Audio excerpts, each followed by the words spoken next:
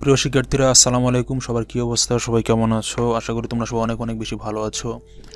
আমরা আজকে তোমাদের সাথে আলোচনা করব দ্য চিলড্রেন্স সং, লিখেছেন রুডিয়ার্ড কিপলিং। এই কবিতাটা নিয়ে আলোচনা করব। আমরা এই কবিতাটি অনার্সেও রয়েছে, পাশাপাশি যারা ক্লাস 8-এ উঠেছ তোমাদের বইয়ে লেসন 5-এ চিলড্রেন্স সং নামে কবিতাটি রয়েছে। আমরা কবিতার অর্থটি স্টেপ বাই স্টেপ পড়ব এবং পাশাপাশি এই কবিতার নিচে দেখো কিছু ওয়ার্ড রয়েছে যেগুলো বিশেষ ওয়ার্ড, যেমন লাভেস্ট মানে সবচেয়ে বেশি ভালোবাসা, যাকে থাই মানে ইউর, এগুলো তোমরা পরে পরে শিখতে পারবে। নিচে 3টি কোয়েশ্চেন রয়েছে, আমরা কোয়েশ্চেনের আনসারগুলো তোমাদের সামনে উপস্থাপন করব। আমরা এই কবিতাটি আমরা পড়ার পূর্বে প্রথমে আমরা কবিতাটির মূল ভাবটি আগে জানার চেষ্টা করি। কবিতার সামারি শিখলে বা জানলে আমরা কবিতাটি পরে আনন্দ পাবো। পাশাপাশি আমরা কবিতাটির একবারে লাইন বাই লাইন প্রথম ইংরেজি সেন্টেন্স, এরপর তার বাংলা আমরা স্টেপ বাই স্টেপ তৈরি করেছি। অনেক সময় নিয়ে আমরা এই পিডিএফটি তৈরি করেছি। পাশাপাশি এই কবিতাটি পড়ার পরে আমরা এই কবিতা থেকে যে 3টি কোয়েশ্চেন তোমাদের বইয়ে রয়েছে, আমরা এই কোয়েশ্চেনের আনসারগুলো তোমাদের জন্য তৈরি করেছি অনেক সময় নিয়ে। চলো আমরা কথা না বাড়িয়ে পড়া শুরু করি। আমাদের কবিতার নাম হচ্ছে দ্য চিলড্রেন্স সং, লিখেছেন রুডিয়ার্ড কিপলিং। আমরা কবিতাটির সামারি একটু পড়ে নেই, 5-6 লাইন, তাহলে আমরা কবিতাটি পরে আনন্দ পাবো। কবিতাটি কী বিষয় লিখে হয়েছে আমরা একটু ব্যাকগ্রাউন্ড সম্পর্কে জানি। আগে চলো বাংলাটা একটু পড়ে নিই।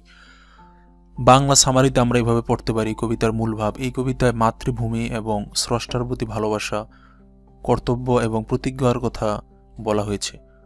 কবি জন্মভূমির প্রতি সেবা ও ত্যাগের অঙ্গীকার করেন এবং স্রষ্টার কাছে প্রার্থনা করেন যেন তিনি সৎ, সাহসী এবং আত্মনিয়ন্ত্রিত হতে শেখান। কবি অন্যদের প্রতি সহমর্মিতা, সাধারণ বিষয়ের আনন্দ এবং ক্ষমার গুণাবলী অর্জনের প্রার্থনা করেন। এছাড়াও কবি মানবজাতির কল্যাণে সত্য ও ন্যায়ের পথে চলার প্রেরণা চান এবং মাতৃভূমির প্রতি নিজের সমস্ত হৃদয়, মন ও পরিশ্রম উৎসর্গ করার শপথ নেন। এটা হচ্ছে কবিতার মূল ভাব। আর এটাকে আমরা ইংরেজিতে এখানে লিখেছি, তোমরা যদি ক্লাসে উপস্থাপন করতে চাও তাহলে এখান থেকে লিখতে পারো।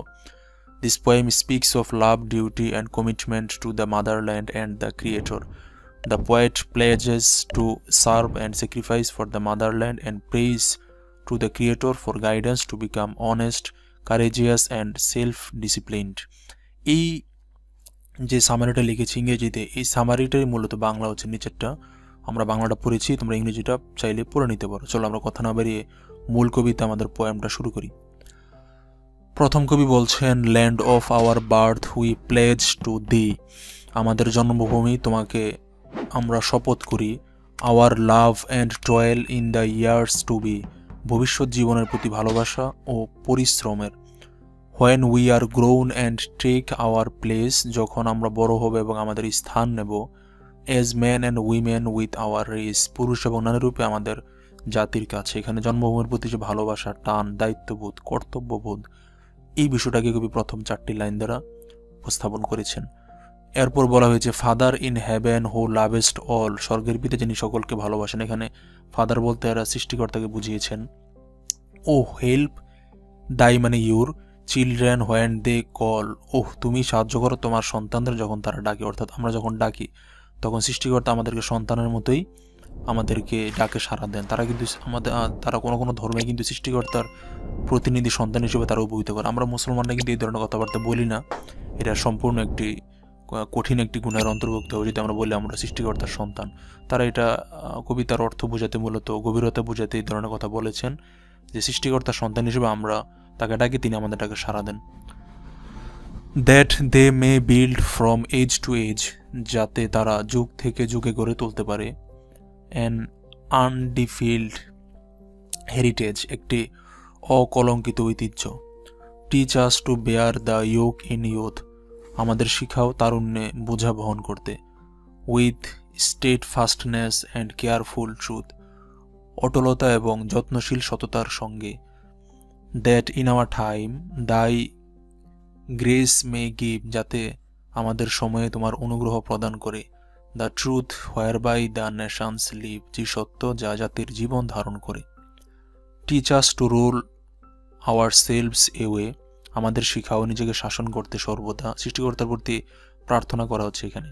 Controlled and cleanly night and day. নিয়ন্ত্রিত ও শুদ্ধভাবে দিন রাত। That we may bring if need arise. যাতে আমরা যদি প্রয়োজন হয় আনতে পারি। No maimed or worthless sacrifice. কোনো অপূর্ণ বা মূল্যহীন ত্যাগ নয়। Teach us to look in all our ends, আমাদেরকে শিখাও আমাদের সকল প্রান্তে দেখতে। অন দি ফর জাজ অ্যান্ড নট আওয়ার ফ্রেন্ডস, তোমার উপর বিচারক হিসেবে আমাদের বন্ধু নয়। That we with thee may walk uncowed, যাতে আমরা তোমার সঙ্গে নির্ভয়ে চলতে পারি। By fear or favour of the crowd, ভিড়ের ভয় বা পক্ষপাত থেকে মুক্ত। Teach us the strength that can't seek, আমাদের শিখাও সেই শক্তি যা খুঁজে নিতে পারে না। By deed or thought to hurt the weak, কর্ম বা চিন্তায় দুর্বলকে আঘাত করতে। That under thee we may possess, যাতে তোমার অধীনে আমরা অর্জন করতে পারি। সৃষ্টিকর্তার প্রতি এখানে খুবই মনোভরে তিনি প্রার্থনা করছেন। Man's strength to comfort man's distress, মানুষের দুঃখ প্রশমিত করার শক্তি। Teach us delight in simple things, আমাদের শিখাও সাধারণ জিনিসে আনন্দ খুঁজতে। And mirth that has no bitter springs, এবং হাসি যা কোনো তিক্ততার উৎস নয়। Forgiveness free of evil done, মাফ যা দোষ থেকে মুক্ত। And love to all men near the sun, এবং সমস্ত মানুষের প্রতি ভালোবাসা সূর্যের নিচে। Land of our birth hour faith our pride, আমাদের জন্মভূমি, আমাদের বিশ্বাস, আমাদের গর্ব। For those dear sake our fathers died, যার জন্য আমাদের পিতৃপুরুষেরা জীবন দিয়েছেন। Oh motherland we pledge to thee, ওহ মাতৃভূমি তোমার কাছে আমরা প্রতিজ্ঞা করি। Head heart and hand through the years to be, মাথা হৃদয় এবং হাত ভবিষ্যৎ জীবনে। এখানে কবি জন্মভূমির প্রতি, সৃষ্টিকর্তার প্রতি নিজের যে অনুশোচনা, নিজের যে আকাঙ্ক্ষা, এই বিষয়গুলো কবি নিজের মতো করে এখানে উপস্থাপন করেছেন। খুবই গভীর ভাবার্থপূর্ণ একটি কবিতা। এবার চলো আমরা 3টা কোশ্চেন অ্যান্সার পড়ে ফেলি। প্রথমে বলা হয়েছে what do the children promise to their motherland, শিশুরা তার জন্মভূমির প্রতি কি প্রতিজ্ঞাবদ্ধ। The children promise their motherland their love, তাদের ভালোবাসা, ডেডিকেশন উৎসর্গ, অ্যান্ড হার্ড ওয়ার্ক এবং কঠোর পরিশ্রম। To serve and uphold the honour of their motherland, তাদের মাতৃভূমিকে সেবা করার জন্য এরা কঠোর পরিশ্রম করবে। What do the children ask God to teach them, শিক্ষার্থীরা বা শিশুরা তার সৃষ্টিকর্তাকে কি শেখানোর জন্য রিকোয়েস্ট করবেন বা অনুনয় বিনয় জানাবে। The children ask God to teach them honesty, courage, self discipline, compassion, forgiveness, delight in simple joys, and strength to help the weak. এখানে শিশুরা সৃষ্টিকর্তাকে আহ্বান জানাবে সততা, সাহস, আত্মসচেতনতামূলক নিয়মকানুন, কম্প্যাশন, দয়া, স্নেহ, ফরগিভনেস, দয়াশীলতা, ক্ষমা করা, ডেলাইট ইন সিম্পল জয়, সাধারণ যে আনন্দ সমূহ রয়েছে, and strength to help the weak, এবং গরিবকে সাহায্য করার জন্য শক্তি প্রদান করবে। As well as the wisdom to follow truth and justice, এবং সত্য এবং ন্যায়ের পথে থাকার জন্য জ্ঞান প্রজ্ঞা প্রদান করে। এটা সৃষ্টিকর্তার প্রতি দোয়া করবেন। Do you like the poem why, তুমি কবিতাটি পছন্দ করেছো? যদি পছন্দ করে থাকো হোয়াই, কারণ কি? Yes I like the poem, আমি কবিতাটি পছন্দ করেছি। বিকজ, কারণ it beautifully expresses love for the motherland, এটা সৃষ্টিকর্তার প্রতি এবং তার যে জন্মভূমি তার প্রতি যে ভালোবাসা, এটা খুব সুন্দরভাবে উপস্থাপন করা হয়েছে।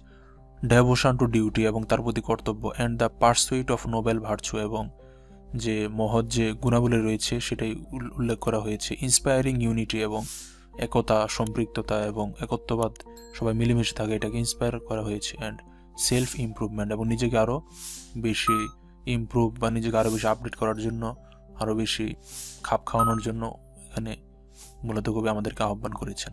এই হচ্ছে তোমাদের কবিতা the children's song by Rudyard Kipling.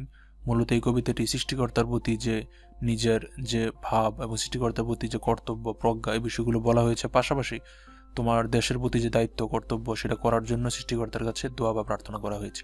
আশা করি বুঝতে পেরেছো। এটা হচ্ছে তোমাদের দ্য চিলড্রেন্স সং এর সামারি এবং কবিতার লাইন বাই লাইন। সবাই ভালো থাকো, সুস্থ থাকো, এবং আমাদের ভিডিওটি ভালো লাগলে অবশ্যই আমাদের চ্যানেলটিকে সাবস্ক্রাইব করবে। সবার প্রতি অনেক বেশি শুভকামনা। আল্লাহ হাফেজ।